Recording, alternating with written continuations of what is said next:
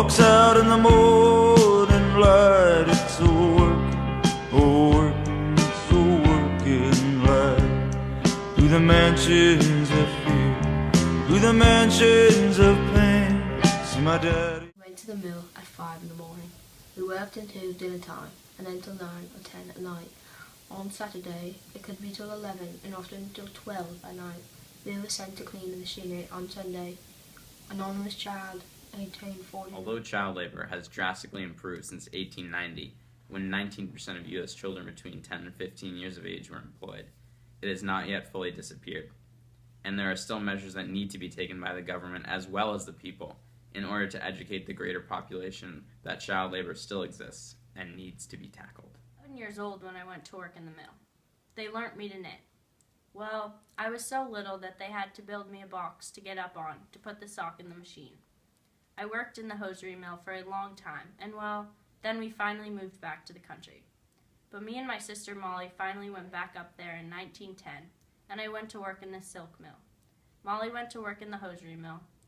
We worked 12 hours a day for 50 cents.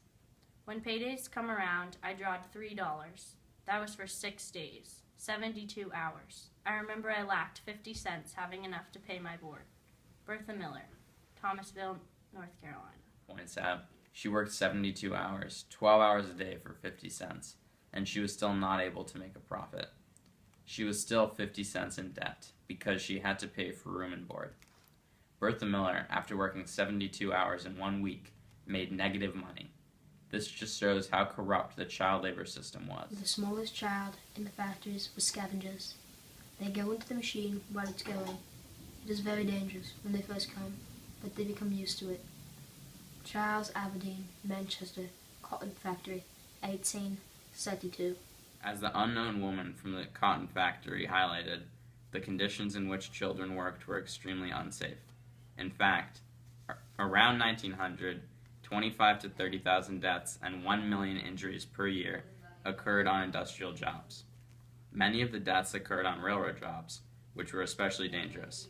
Fires, machinery accidents, train wrecks, and other misfortunes were common. No federal regulation of safety and no enforcement of state or local safety regulations existed. Sarah Golding was poorly, and so she stopped her machine. James Birch, the overlooker, knocked her to the floor. She got up as well as she could. He knocked her down again. Then she was carried to her house. She was found dead in her bed. There was another girl, called Mary. She knocked her food can to the floor. The master, Mr. Newton, kicked her and caused her to wear away till she died. There was another, Caroline Thompson, who was beaten till she went out of her mind. The overlookers used to cut off the hair of any girl caught talking to a lad. This head shaving was a dreadful punishment. We were more afraid of it than any other punishment, for girls are proud of their hair. Unknown woman, Cotton Factory, 1839. When I was 7 years old, I went to work at Mr. Marshall's factory at Shrewsbury. If a child became sleepy, the overlooker touches the child on the shoulder and says, "Come here." In the corner of this room there is an iron cistern filled with water. He takes the boy by the legs and dips him in the cistern and then sends him back to work. Jonathan Dow, 1832. Here we are at an average park.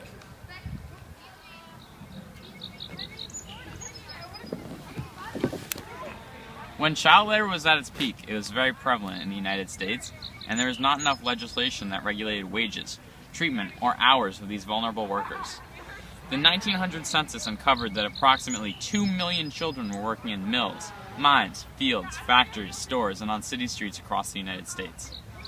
Because of the census, a national movement began in order to end child labor in the United States. Lewis Hine was hired by the National Child Labor Committee in 1908 as a photographer who reported child labor, also known as a muckraker. Karl Marx and Charles Dickens were two men among many attempting to help increase the opinion against child labor. Charles Dickens actually worked in a factory himself at the age of 12. He wrote the novel Oliver Twist, which contains some of the most effective attacks by Dickens.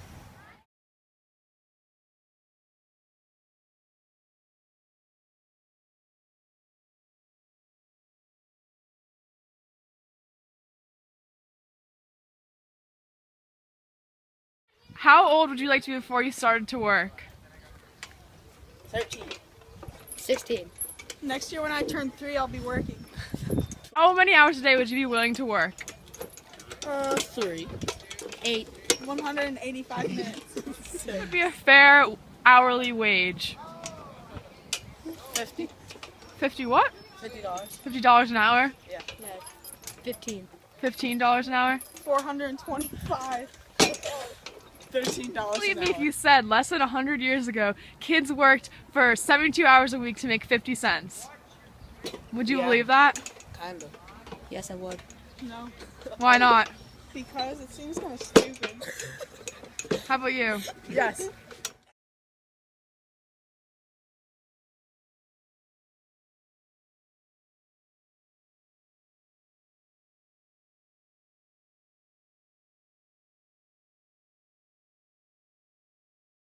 People need to have more class consciousness because child labor only really affects the lower class.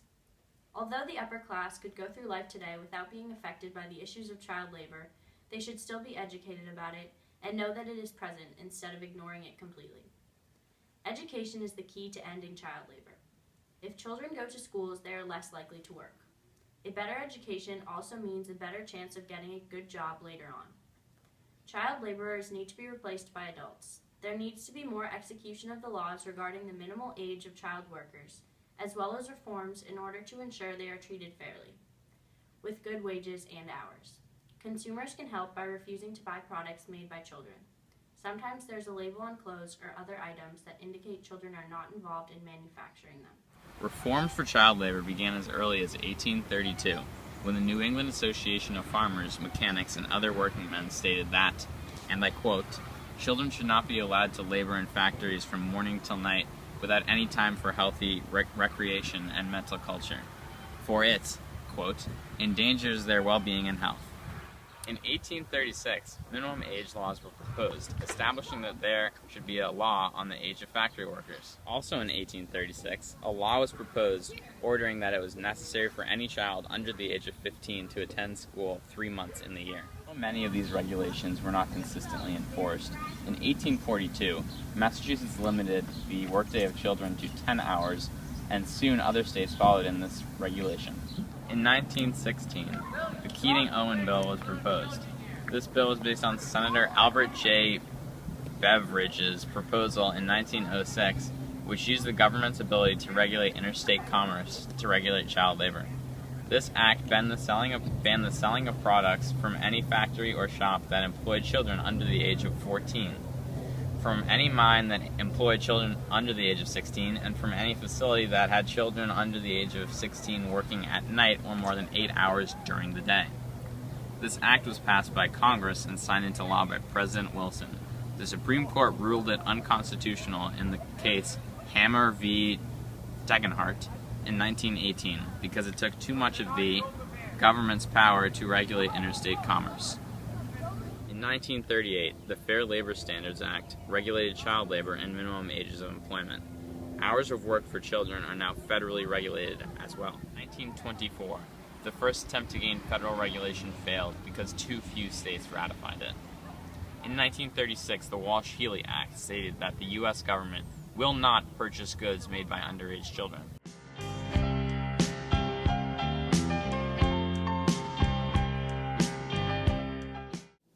As Americans, we need to attempt to better our country. The issue of child labor is one that many people do not understand fully. In order to better our country, Americans need to be informed about the issue. Child labor in the U.S. is a much smaller issue than it used to be. However, that does not mean that measures should no longer be taken in order to inform people as well as try to put a stop to it altogether. Legislation after legislation have been created and passed throughout the years in order to fix the status of child labor during each time period.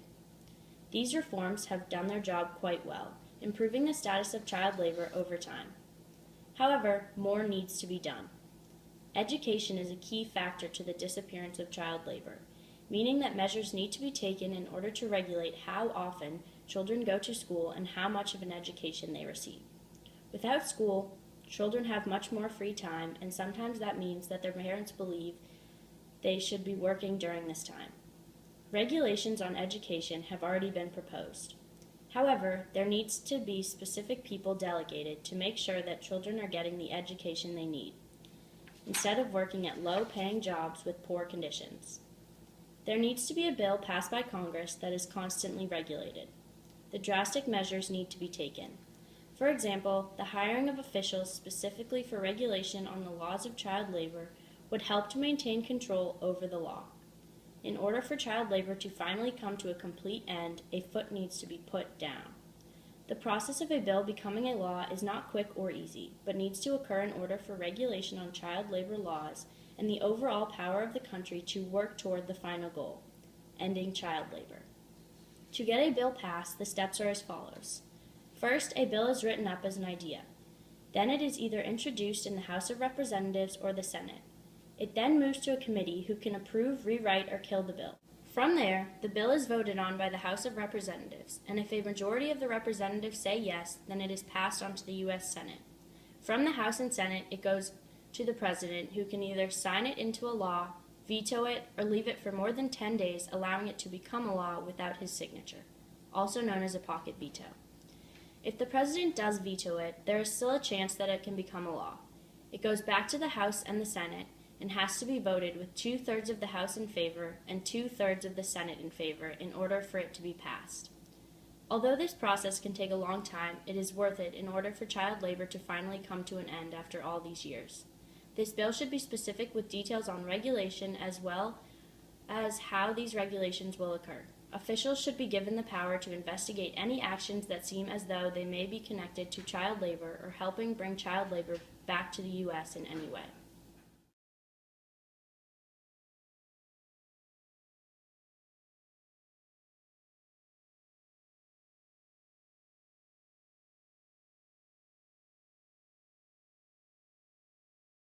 You can see the United States has made a lot of improvements in terms of child labor. They have passed various legislations to regulate the hours that children have to work, the ages in which they must be, and the conditions under which they work. This woman refused to be interviewed for this film.